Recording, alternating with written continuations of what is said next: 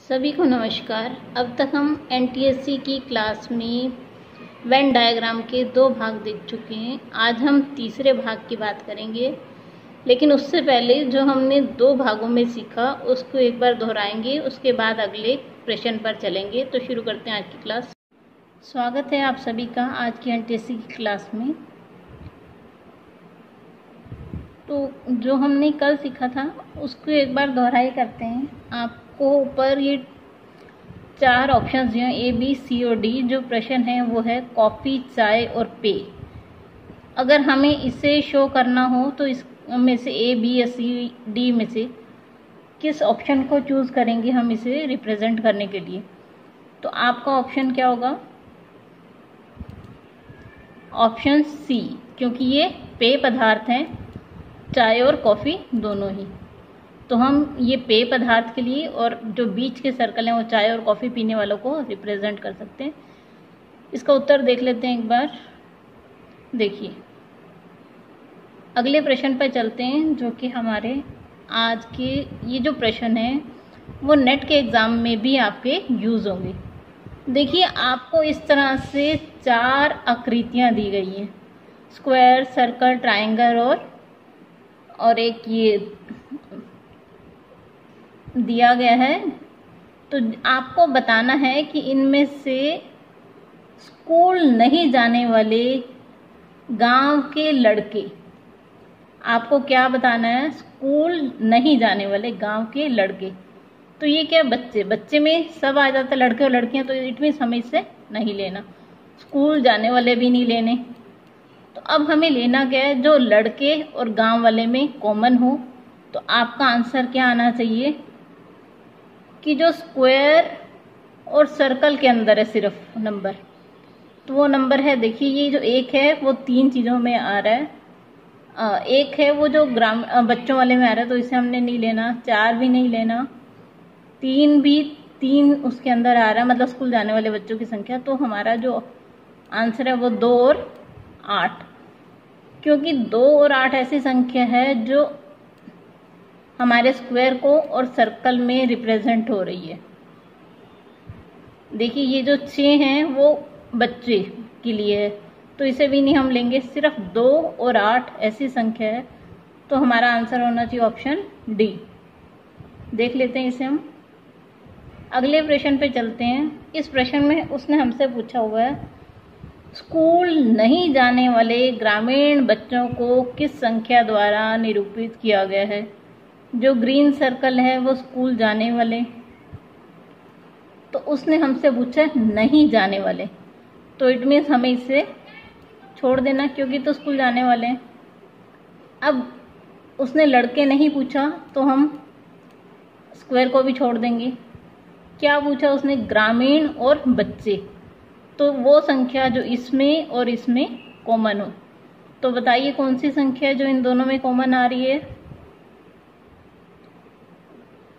देखिए, जो आपका 2 है, एक तो ये और एक 6, इन दोनों में कॉमन है।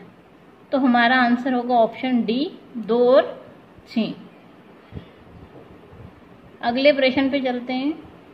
अगले में उसने पूछा संख्या 4 क्या निरूपित करती है? ये जो 4 है वो क्या रिप्रेजेंट कर रहा है?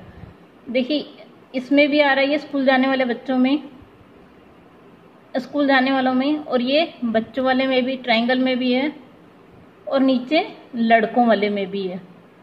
तो जो नहीं आ रहा वो क्या है? ग्रामीण जनसंख्या, ये नहीं है। तो ये हमारे 3 चीज़ों को रिप्रेजेंट कर रहा है। तो हमारा ऑप्शन देखिए क्या आएगा? स्कूल जाने वाले लड़के जो ग्रामीण नहीं है, तो इसका आंसर होना चाहिए ऑप्शन डी, क्योंकि 3 उसमें है, चौथे जो हमारी शेप है उस शेप में नहीं है। अगले प्रश्न पे चलते हैं, तो इसका आंसर ऑप्शन डी। अगले पे चलते हैं। देखिए, ग्रामीण स्कूल जाने वालों लड़कों को किस संख्या द्वारा निरूपित किया गया? अब उसने क्या पूछा? एक तो ग्रामीण, स्कूल जाने वाले और लड़के, मतलब हमने ट्रायंगल को छोड़ देना है क्योंकि उसने बच्चे नहीं पूछे। तो हमें वो चीज़ देखनी है जो इन 3 में कॉमन आ रही है, लड़कों वाले में, स्कूल वाले में और ग्रामीण में। तो आप देख के बता सकते हैं कि ऐसा कौन सी चीज़ है जो इन 3 में आ रही है कॉमन। तो आपका ऑप्शन देखिए, क्योंकि ये जो 4 है उसमें बच्चे वाले में आ रहा है, तो 4 हमारा नहीं है। 7 जो है वो ग्रामीण नहीं है, तो 7 भी छोड़ देंगे। सिर्फ 3 और 5 ऐसी संख्या है जो इन तीनों आकृतियों में आ रही है, तो हमारा ऑप्शन होगा ऑप्शन बी, 3 और 5। अगले प्रश्न पे चलते हैं। देखिए इसमें वही हम पीछे वाले की दोहराई कर रहे हैं कि आपको 3 ऑप्शन दिए हैं, सोना, धातु और जिंक। तो इनमें से किस आकृति में आएगा? देखिए सोना भी एक धातु है, जिंक भी एक धातु है, तो हम ऑप्शन सी को लेंगे, क्योंकि सर्कल जो है वो रिप्रेजेंट करेगा धातुओं को, और ये सोना और ये जिंक के लिए हम ले सकते हैं। तो इसका आंसर है ऑप्शन सी। अगले पे चलते हैं। अगले में उसने हमें कहा है तांबा, लोहा और पीतल। क्योंकि देखिए लोहा अलग चीज़ है, तांबा अलग चीज़ है और पीतल अलग चीज़ है, तो इसके लिए इन तीनों का आपस में कोई रिलेशन नहीं है। तो इसके लिए हम कौन सी आकृति यूज़ करेंगे? ऑप्शन बी वाली, क्योंकि तीनों ही डिफरेंट चीज़ें हैं। अगले प्रश्न पे चलते हैं। आपको बताना है कौन सी संख्या केवल एक ज्यामितीय आकृति में दिखाई देती है। आपको वो नंबर बताना है जो ये 3 हमें आकृतियां दी हुई हैं, हर आकृति में एक यूनिक है, वो दूसरे में वो नंबर नहीं है, ऐसी बतानी है।